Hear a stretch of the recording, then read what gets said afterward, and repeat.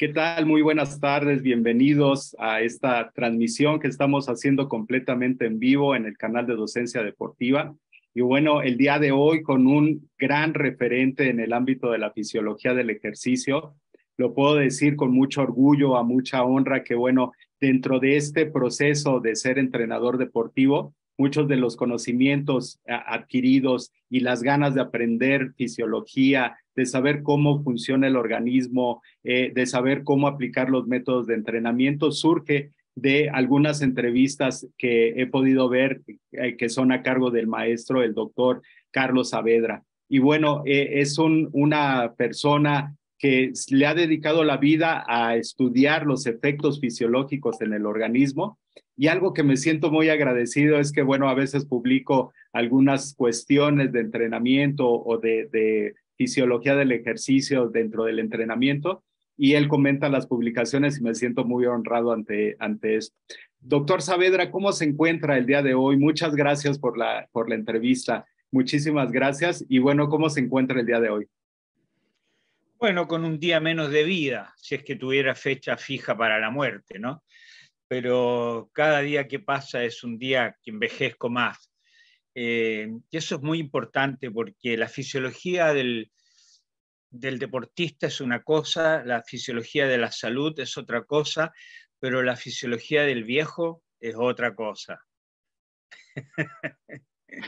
Y de ahí surge Así es, entonces don. mi primera interrogante, que no entiendo por qué todavía, habiendo tantas carreras de acondicionador físico, no está la especialización. Esa es una pregunta muy importante. Yo considero en esta parte que no hemos entendido realmente cuál es la respuesta micromolecular del organismo, más allá de la parte fisiológica. Si nos vamos hacia un entorno más interno, esta fisiología del ejercicio, estas respuestas, saber cómo responde el organismo es muy importante. Y en cada una de las etapas, como lo acaba de mencionar, porque bueno, no es lo mismo en el rendimiento, alto rendimiento, una persona que fue sedentaria y ahora tiene que hacer actividad física porque se lo recomienda el médico, a grupos de adultos mayores, de tercera edad, de adultez media, etcétera. Y ante esto, doctor, ¿cuál sería la definición más correcta del término fisiología del ejercicio? Bueno, fisio es función. El problema está que la definición de la fisiología siempre ha sido correcta. El problema está que ha evolucionado, como tú muy bien lo dijiste, a nivel celular y a nivel molecular. Entonces, para hacerlo gráfico a los alumnos, por ejemplo, tenemos el fisiólogo que se especializa en fisiología cardiovascular.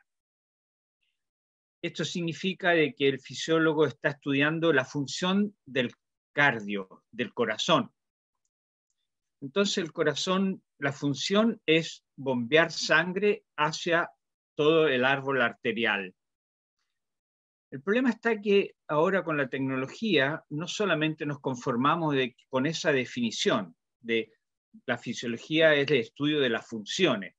El problema está en que nosotros ahora tenemos que saber cómo se obtiene esa función, cuáles son los mecanismos que nosotros nos ayudan a que el entrenamiento mejore el volumen sistólico, y si mejora el volumen sistólico, aumenta la cantidad de sangre expulsada por una sístole. Pero resulta de que lo que tenemos que estudiar es cómo ese corazón se hipertrofia. ¿Cuáles son los mecanismos por los cuales ese miocardio aumenta su potencia, aumenta su capacidad de elongación, aumenta su capacidad de fuerza? ¿Cómo esa fibra del miocardio obtiene azúcar o obtiene lactato o obtiene grasa para producir el ATP y la contracción? Entonces, lo que pasa es que la fisiología es el estudio de las funciones, pero al mismo tiempo hoy día se ha agregado los mecanismos por los cuales permite esa nueva adaptación. Y eso hace muy complejo y eso hace que seamos cada día más ignorantes de nuestro cuerpo humano y de cuáles son sus respuestas a distintos tipos de estrés fisiológico. Gracias, doctor. Esa parte me parece muy importante en relación a la fisiología, hablando desde un plano general, pero usted ha mencionado en múltiples ocasiones que el entrenador, el instructor, la persona que se dedica ya sea al acondicionamiento físico, a la actividad física, al deporte, al rendimiento, al alto rendimiento, al deporte elite, debe de ser un fisiólogo del ejercicio. ¿Por qué este planteamiento, doctor? Bueno, a mí en mi época de estudiante, desde los 30 a los 40 años, cuando realmente me puse a estudiar, porque entre los 20 y los 30 prácticamente yo jugaba, ¿ya? Me tocó estar en Finlandia, y en Finlandia en esa época existía Alemania Oriental. La Alemania Oriental tenía apenas 4 millones de habitantes. Y sin embargo, después de Estados Unidos, eran segundos en los Juegos Olímpicos en los medalleros. ¿Ya? Entonces, ¿qué es lo que decía los norteamericanos? Le decían, ¿cómo ustedes pueden ser vicecampeones olímpicos con 4 millones de habitantes? Entonces el alemán le contestó, es que ustedes hacen deporte, difunden por deporte, ven mucho deporte, pero no estudian el deporte, no saben de deporte. Entonces yo dije, bueno, ¿y cómo es esto? Y claro, los investigadores científicos más importantes en el área del deporte, en esa época en que existía el deporte como un marketing del sistema, ¿no es cierto? El investigador se sentaba en los recreos en los colegios a mirar los niños, a mirar cómo se movían, cuánto se movían y de qué calidad es su movimiento. Y de ahí seleccionaban las personas con más aptitudes desde el punto de vista motriz. Entonces, ¿qué es lo que pasa? Que el entrenador es para mí, desde el punto de vista del conocimiento de la biología del ser humano, es una persona tremendamente responsable e irresponsable, tremendamente importante o poco importante, dependiendo qué es lo que él quiera hacer. Porque si yo soy un entrenador para ocupar el tiempo libre de los niños para que no se droguen o no roben, es una cosa. Pero si yo quiero ser un entrenador en el cual cuando hago un ejercicio y veo que a los 30 segundos no hay ni una célula ausente del movimiento, indudablemente yo no puedo ser entrenador sin conocer qué pasa desde el oxígeno que inspiro hasta el movimiento y la contracción muscular que hace el sarcómero. Y cuando someto un método de entrenamiento, si no conozco fisiología, no sé qué medir. Y cuando sé medir y obtengo un resultado, no sé qué hacer con los datos. Y cuando sé hacer con los datos, si no conozco la dependencia multifactorial que tiene cualquier fenómeno fisiológico, indudablemente es un entrenador que solamente va a ser exitoso en la medida que le llegue a sus manos un accidente genético. ¿Ya? Entonces, el problema del entrenador, y con justa razón actualmente, es que no puede ser solo haber sido deportista, sino que tiene que ser un estudioso del deporte. Y en segundo lugar, dimensionar y poder explicarse la carga de trabajo, el tiempo de reposo, de qué me estoy recuperando. Porque todos los entrenadores dicen, no, que hay 15 minutos de recuperación activa. Pero ¿qué estás recuperando? ¿Qué estás recuperando? ¿Los depósitos de glicógeno? ¿La función mitocondrial? La vascularización, que se empieza a provocar un fenómeno de redistribución del flujo sanguíneo una vez iniciado el ejercicio y una vez terminado el ejercicio.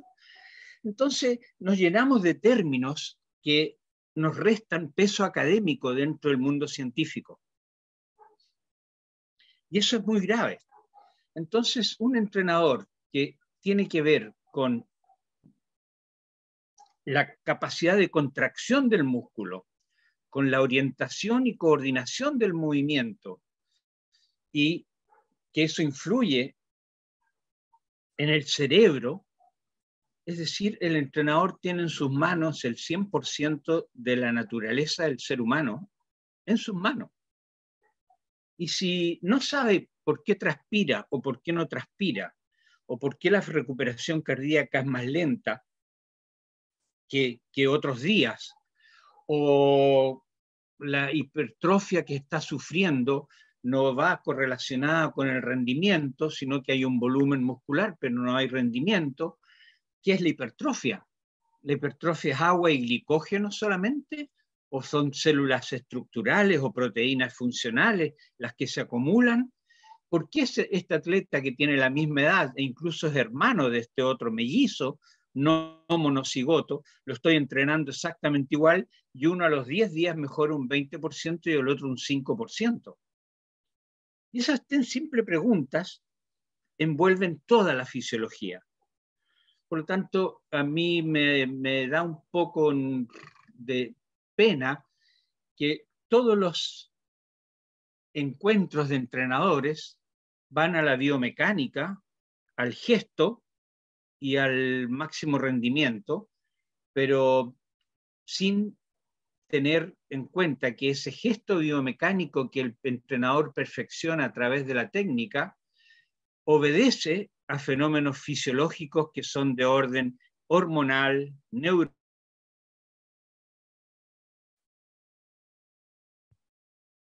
Listo, doctor. Pues aquí continuamos para que sepan que estamos en vivo y que, bueno, pues usted está allá desde Chile, allá son las 7 de la tarde, aquí son las 3 de la tarde. Y bueno, gracias por contestar esa pregunta en relación a la fisiología y por qué el entrenador debe ser un fisiólogo del ejercicio. Pero ante esto, el proceso de entrenamiento tiene un rasgo muy similar al proceso educativo. Y dentro del proceso educativo, también vienen diferentes fases. En una fase inicial del proceso educativo, ¿cuál sería la mejor literatura o cuáles serían los literatos que deberíamos de acercarnos como entrenadores para poder obtener más información sobre la fisiología del ejercicio? Aquí hay dos aspectos muy importantes que tú me invitas a tocar. El primer aspecto es que el profesor de educación física del colegio debiera ser el primer educador sobre ejercicio y nutrición para la salud y la vida de cada uno. En segundo lugar, la tecnología ha profundizado a tal cantidad el conocimiento que a un entrenador tú no le puedes pedir todo. Por lo tanto, lo que yo le aconsejo en estos momentos al nivel del conocimiento que existe en la ciencia actual es que ese entrenador tiene que estar asesorado por un fisiólogo. ¿Ya? Entonces, la obligación de las escuelas formadoras de entrenadores es que no solamente formen técnicos, sino que también un porcentaje, un 5% de científicos.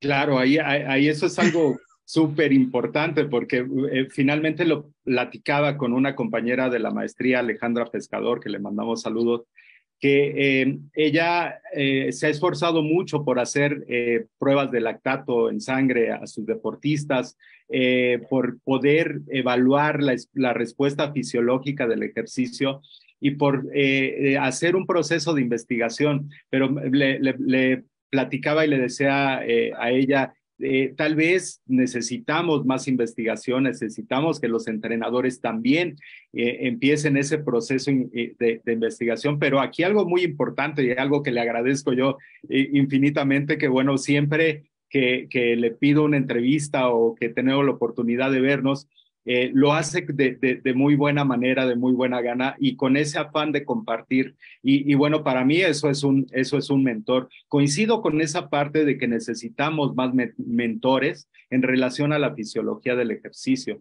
Y que bueno, pues aquí sí es muy importante entender esta parte básica, pero también es muy importante el seguirnos documentando, pero también al mismo tiempo no solamente adquirir conocimientos, sino también habilidades y destrezas en ese sentido.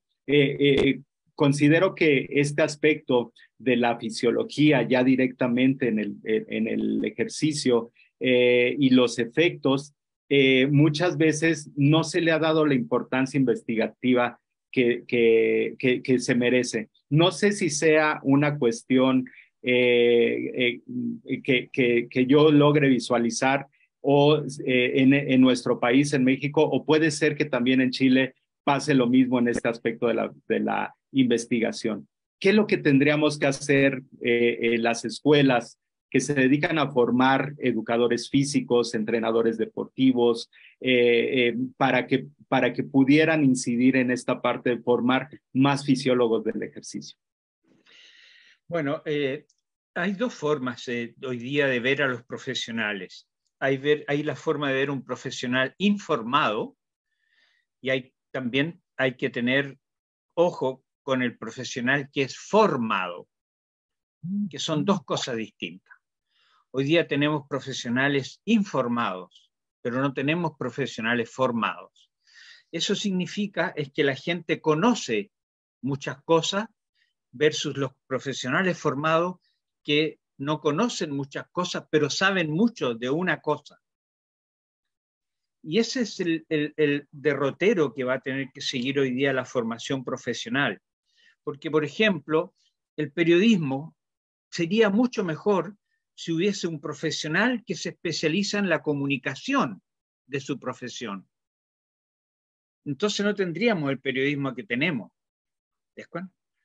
Entonces, en el asunto de nosotros como entrenadores, nosotros tenemos que tener dos cosas muy claras. Nuestro genoma está conformado por estrés nutricional y estrés físico. Buscar el alimento y conseguirlo. Por lo tanto, ejercicio y nutrición, y que ya se ha podido observar que la gente que se alimenta bien y que hace ejercicio es más sana que la gente que no lo hace, por lo tanto la evidencia es clara.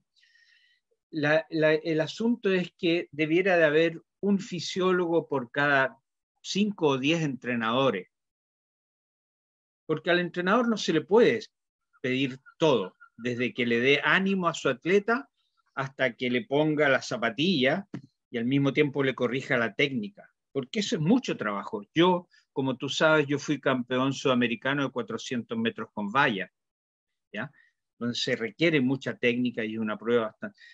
Pero si hubiese sabido más fisiología, con un tercio de lo que entrené habría obtenido los mismos resultados. Y esto yo no te lo estoy dando hipotéticamente, porque si no, cuando yo era atleta me hice biopsias musculares y vi que no tenía mucho más futuro y al mismo tiempo entrené un tercio de lo que entrenaba y obtuve los mismos resultados. Entonces eso es muy importante. Pero ¿cuál es el otro problema serio y que es una autocrítica a nuestro campo profesional? El entrenador normalmente transmite lo que él aprendió como atleta o como deportista, ¿ya? Entonces, eso es lo que se llama el conocimiento empírico, es decir, basado en la experiencia, pero no basado en la evidencia científica. Entonces, ese entrenador lo que tiene que estar haciendo ahí es estar con una persona que le pueda decir, pon ojo en esto o pon atención en esto otro, no dirigiendo el entrenamiento. Pero ¿qué es lo que pasa? Que en esta generación y en esta etapa de nuestra evolución en el año 2023, todavía tenemos entrenadores que fueron deportistas e incluso en nuestro país son hasta ministros de Estado, ¿ya? Con solo haberle hecho pegado a la pelota. ¿Ok? Entonces, tenemos mucho camino por recorrer, mucho camino por recorrer. Entonces, ese entrenador lo que tiene que hacer es estar al lado de una persona que sepa de otra cosa para ir complementando este quehacer, que como les digo, es un quehacer privilegiado y tremendamente peligroso porque están todas las células del ser humano en juego. ¿De acuerdo? Y el segundo aspecto muy importante que tenemos que tener en claro es que ese entrenador tiene que obligarle al deportista a estudiar mientras es deportista. Nosotros estamos cometiendo una inmoralidad a que una persona que tenga talento se lo explotemos hasta los 30 años de edad y después no tenga nada más que hacer. Entonces, debiéramos de crear unos institutos de ciencias del deporte en que entren deportistas, y de esos deportistas algunos tienen que ser científicos. No hay la posibilidad de hacer una buena práctica si no está respaldada por una excelente teoría. Y por otro lado, hoy día no se puede tener un mar de conocimiento con 1 metro de profundidad, porque en cualquier área la profundidad del conocimiento tiene metros y metros de profundidad. Entonces un ser humano no puede hacer todo eso al mismo tiempo.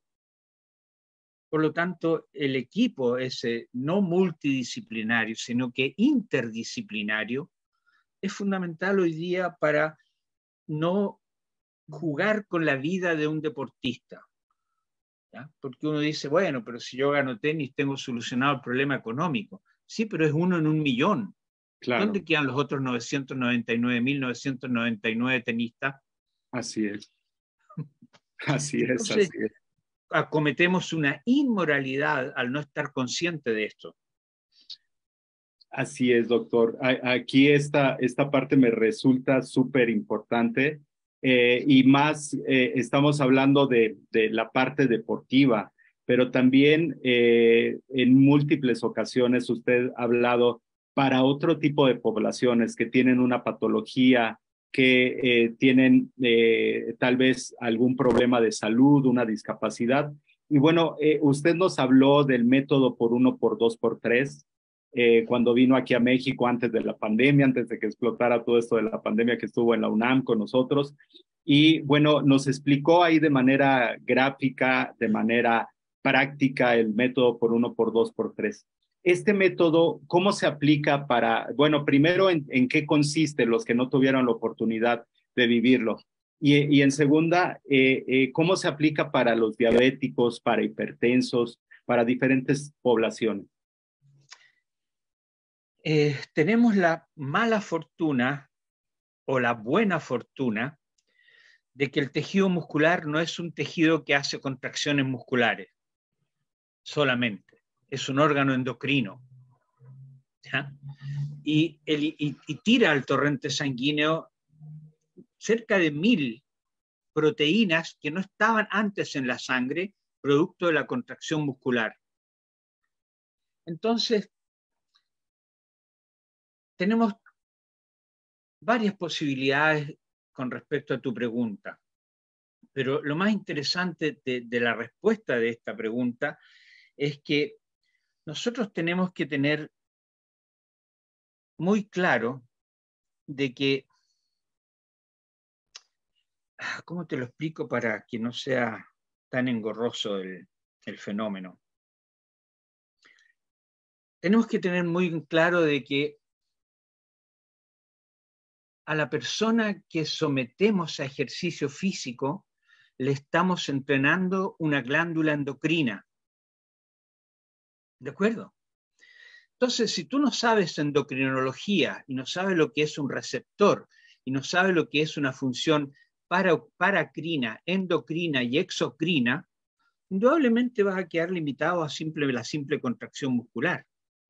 Entonces, te digo afortunadamente, porque somos los profesionales que hoy día tenemos el sartén por el mango, como decimos nosotros, porque realmente nos vamos a convertir en los profesionales más importantes de la humanidad. Porque la gente se está enfermando porque se está enfermando el tejido muscular. No por otra cosa. Hasta hace 4 años atrás habían 17 enfermedades relacionadas con el tejido muscular y con la falta de ejercicio. Hoy día son 40 enfermedades que se pueden prevenir y revertir solamente entrenando el tejido muscular. Entonces, este hipertenso, este diabético, este viejo, este obeso y ese sedentario tienen prácticamente a nivel muscular la misma enfermedad llamada sarcopenia. Y la sarcopenia tiene una etiología que se caracteriza por una insulinoresistencia, por una diabetes, por una falta de circulación, por mala circulación, es decir, por hipertensión y por diabetes. Entonces, en la medida en que nosotros podemos estudiar el músculo en toda su función, vamos a encontrar que nosotros como profesionales tenemos en el ejercicio físico una herramienta que prácticamente abarca toda nuestra humanidad. Y esto no es por magia. El hombre prehistórico sobrevivió y nosotros sobrevivimos gracias a que el hombre prehistórico tenía una buena musculatura. Entonces, indudablemente de que el hecho de que tú me hables de hipertensión, de diabetes, de vejez, de obesidad, prácticamente nosotros arreglando el tejido muscular podemos revertir incluso esas enfermedades. Porque hoy día lo que nos estamos enfermando son del tejido muscular, de este órgano endocrino que no sabíamos que existía hace 10 años atrás. Claro, y ahí, bueno, se rompen muchos paradigmas en relación al entrenamiento de la fuerza, porque muchas veces, y bueno, más estos métodos de entrenamiento de los años 80 que nos indicaban que para perder peso se tenía que hacer una carrera continua media de 30 minutos y con eso íbamos a perder peso, íbamos a perder tejido adiposo, de grasa. Y bueno, finalmente el músculo seguía enfermo, o sea, el músculo seguía sin poder tener una rehabilitación. Usted ha hablado mucho de la rehabilitación metabólica. Este proceso, ¿cómo es que se desarrolla? ¿Cómo es que se lleva a cabo este proceso de la rehabilitación metabólica? Ok, acuérdame de esa segunda pregunta, pero dijiste un aspecto muy importante en el cual se está confundiendo un poco a la población con el hecho de entrenar la fuerza, ¿ya? Y hipertrofiar el músculo. Desde el punto de vista fisiológico, para mí es simplemente una bandera de marketing comercial, porque tú ves un corredor de maratón que no tiene grandes masas musculares, que no tiene hipertrofia y es sano exactamente igual. Entonces, no es el entrenamiento de la fuerza, es el entrenamiento de la posibilidad que tiene el músculo de metabolizar azúcar y grasa, que es lo que nos tienen intoxicados por los hábitos alimenticios que nos da la sociedad de consumo. ¿Te fijas? Entonces, eso hay que tenerlo muy en claro. Entonces, ¿qué es lo que pasa? Que el músculo no es de contracción muscular y no es para ir a lucirse a la playa, sino que el músculo es un órgano vital. Es vital. Entonces, ¿qué es lo que ocurre? Que nosotros lo que estamos haciendo es mejorar un aspecto que nos tiene enfermo, que es la glicolipotoxicidad. Es decir, estamos con azúcar y con grasas intoxicados. Y el músculo, en un 80%, lo que hace es almacenar y metabolizar estos dos sustratos. Entonces, lo que nosotros tenemos que tener en mente es de que estamos entrenando el músculo no para levantar una maleta o una pesa de 100 kilos, sino que para que ese músculo metabolice el azúcar y la grasa que estamos comiendo de mala forma. ¿Ya? Entonces, haciendo ese switch, que el músculo no es para verse bien en la playa ni es para crecer físicamente, sino que es para metabolizar lo que estamos comiendo, ya hay un aspecto distinto de cómo enfocar el tema. Muy bien. Entonces, ¿qué es lo que pasa? Nosotros estamos con sarcopenia porque ese músculo está enfermo metabólicamente. Por lo tanto, lo que se requiere es una rehabilitación metabólica. Y la rehabilitación metabólica que he estudiado estos últimos 25 años y lo que ha sido lo más eficiente, es una rehabilitación que no exige estrés cardiovascular, que no te agita el corazón ni te sube la presión, pero sin embargo tú puedes hacer un ejercicio de máxima intensidad con un grupo muscular determinado.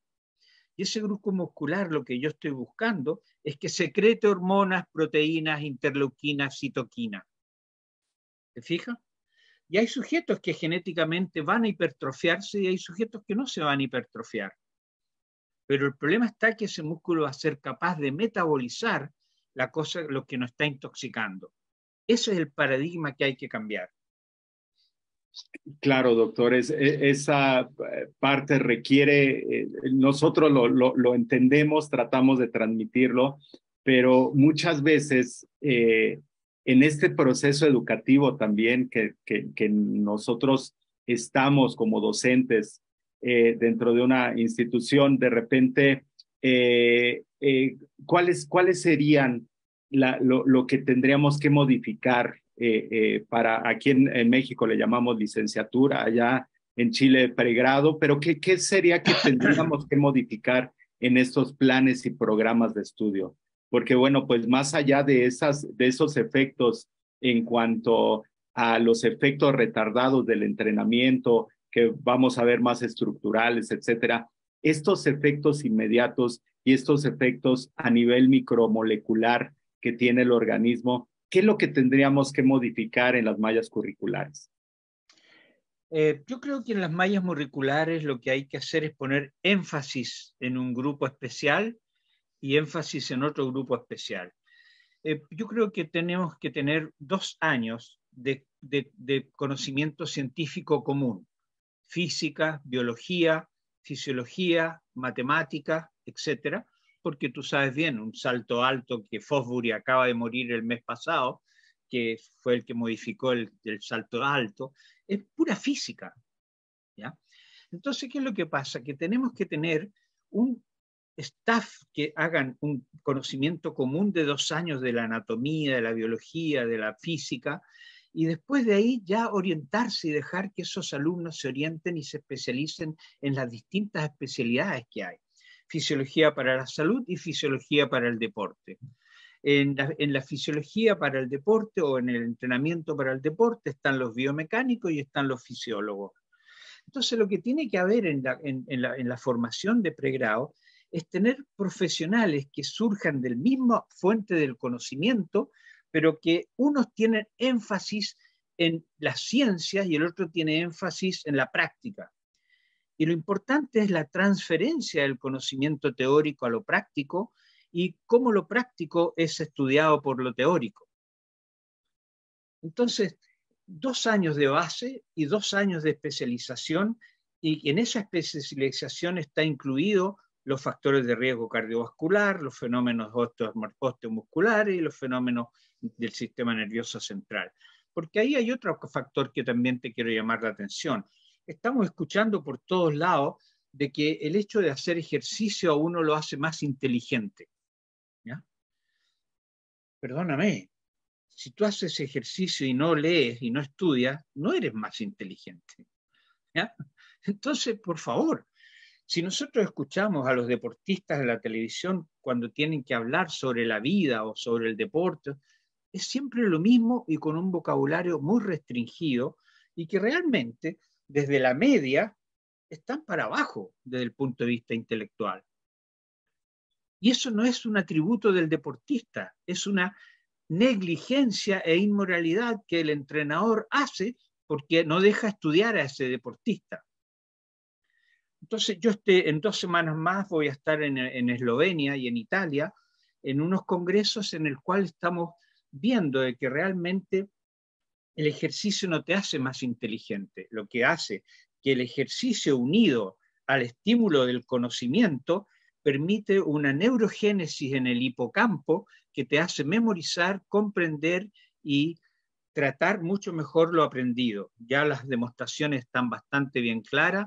Tenemos un 13% de aumento en 2 meses solamente de la memorización, de la comprensión en los niños que hacen clases de matemática, historia, la mitad jugando versus los que hacen todos los 40 minutos sentados. Claro, doctor. Ahí algo muy importante que no podemos perder de vista en todo este proceso que estamos viviendo. Usted ya habla de los cambios, de algunas sugerencias que se deben de generar. Eh, yo se los comparto a mis compañeros que muchas veces dentro de la licenciatura o dentro de una maestría desarrollamos conocimientos, pero también a la par de eso es importante el desarrollo de habilidades y destrezas en la parte práctica, en la parte de las mediciones, de evaluar, etcétera. Y aquí es algo muy importante que, bueno, ya ahorita terminando la entrevista, nos gustaría que nos comentara un poquito de este diploma que usted que está llevando a cabo y que, bueno, pues ahorita les vamos a dar ahí toda esa información. Pero antes de pasar a esta última pregunta, me gustaría saber cuál es su opinión en relación, venimos de una pandemia, estuvimos mucho tiempo sin socializar, cambió notablemente la sociedad, cambió el entorno, el contexto. ¿Cuál es su postura en cuanto a los atributos que debe tener un entrenador en relación a la sociedad actual? ¿Qué tendría que modificar de eso que teníamos antes de la pandemia? Ahora, ¿qué otras habilidades, destrezas, conocimientos, saberes debemos de tener como entrenador actual? Tú, ¿cómo definen ustedes entrenador? ¿Es una persona que entrena para el éxito deportivo o es una persona que somete a otro individuo a hacer ejercicio físico? Aquí una parte del contexto también tiene que ver en dónde lo estamos situando, porque también el entrenador muchas veces lo proyectamos hacia la parte competitiva y hacia la parte deportiva, pero también la persona que busca no un alto rendimiento en relación a logros, a marcas, sino un alto rendimiento social, el estar físicamente sano para poderse desempeñar en su empresa, para poder dictar una clase, etcétera, también lleva un proceso de entrenamiento. Entonces, aquí sería en estos dos aspectos, doctor, en un entrenador que se dedica al alto rendimiento social o a las causas sociales y otro entrenador que se dedica al rendimiento deportivo. ¿Cuál sería la visión de estos dos tipos de entrenadores? Bueno, en primer lugar, ser una persona competente. Y para eso tenemos que empezar a someter a examen de admisión a los alumnos que se meten en esta carrera. Ya no podemos, al que no tiene nada que hacer o no sabe qué hacer, se mete a ser educador físico o entrenador. Tenemos que sacar primero esa gente de ahí. En segundo lugar, tenemos que tener los conocimientos básicos científicos para poder llevar a cabo este trabajo. Y en tercer lugar, lo que tiene que tener un entrenador es lo más importante, es ética y moral. La ética es decir, yo estoy capacitado o no para tomar a esta persona que tiene 90 kilos e hipertenso. Soy inmoral y lo voy a aceptar porque me va a pagar. Y la ética y la moral es lo que más se ha perdido en esta sociedad actualmente, por ese afán de consumo y por ese afán de ambición del verbo tener sobre el verbo ser. Por lo tanto, el entrenador debiera ser en ese sentido un estudioso, especialista integralmente, básicamente. Excelente, excelente definición, doctor. Esa me parece muy, muy importante. Y bueno, hablando de este tema, esta parte del estudio, de adquirir habilidades, destrezas, usted está planeando desarrollar un diploma donde vamos a ver diferentes temas en relación a la fisiología del ejercicio, varios módulos de temas muy interesantes, sesiones cada 15 días con usted, un grupo para resolver dudas. ¿Qué es lo que vamos a ver dentro de este diploma? Aquí en México le decimos diplomado, por eso de repente me causa un poquito de conflicto la palabra diploma. Sí. Pero bueno, ¿qué es lo que vamos a ver dentro de este diploma? Bueno, lo más importante es dar una cultura general en un sábado y en el otro sábado una cultura de aplicación de lo teórico aprendido el sábado anterior. Es un método ABP, que es aprendizaje basado en problemas, en que al alumno le entregamos una serie de conceptos y lo podemos debatir y al mismo tiempo el teléfono está por WhatsApp abierto todas las semanas, todos los días para ir conversando con los alumnos. Por eso son pocos los alumnos que nosotros aceptamos. Y ese diploma de fisiología del ejercicio es un diploma que viene a contrarrestar simplemente las deficiencias en el conocimiento y en la formación que traen los profesores o entrenadores que se dedican al ejercicio físico. ¿Ya? Porque realmente lo que nosotros debiéramos hacer es que un entrenador que le gusta la ciencia debiera irse a la Facultad de Ciencias Biológicas y sacar su mención en fisiología. pero ese debiera ser un asesor de entrenadores, ¿te das cuenta? Pero en nuestro diploma es simplemente dar la cultura general de los aspectos de envejecimiento, de transpiración, termorregulación, circulación, es decir, lo más esencial y al mismo tiempo cómo eso se pone en práctica, que creo que es lo más valioso de este diploma. Excelente, doctor. Toda esa información nosotros la vamos a compartir dentro de la página de Docencia Deportiva, también en las redes personales las mías, para los que se quieran sumar y quieran seguir aprendiendo. Aquí algo muy importante, que bueno, todo este conocimiento, como bien lo decía el doctor Carlos Saavedra, es para aplicarse, es para llevarse esa tarea, meterse en ese problema y desarrollar a partir de ese problema soluciones. Y aquí algo muy importante también es que dentro de un grupo, como usted lo menciona, un grupo interdisciplinario, bueno, pues ahora tenemos esta oportunidad de estar dentro de este equipo interdisciplinario de varios países, ¿no? Porque, bueno, también esto es a nivel internacional, ¿cierto, doctor? Sí, de hecho, ya las facultades universitarias, los países desarrollados, están haciendo en los médicos posgrados solamente de ciencias del ejercicio. Hay facultades de ejercicio y nutrición hoy día, no solamente de ejercicio, no solamente de nutrición, sino que las dos están integradas. Y de esa forma se está avanzando, pero muy, muy lentamente, y va a ser muy difícil y muy duro porque hay que luchar contra conflictos de intereses muy importantes, como la industria farmacéutica, que ellos saben perfectamente bien que el ejercicio es menos nocivo y más efectivo para más de 40 enfermedades que hoy día tiene el ser humano actual. Pero va a ser muy difícil, por lo tanto, yo creo de que lo que corresponde a mi altura de mi vida y con mi experiencia, es decir, que los profesionales que están estudiando esta carrera disfrútenla porque es emocionante y es solamente para la satisfacción como seres humanos para sí mismos. Pero luchar con cambiar las políticas y las políticas públicas y los ministerios y los colegios es una cosa muy difícil y creo que va a quedar para generaciones más futuras cuando ya la morbimortalidad a causa del sedentarismo sea muy importante.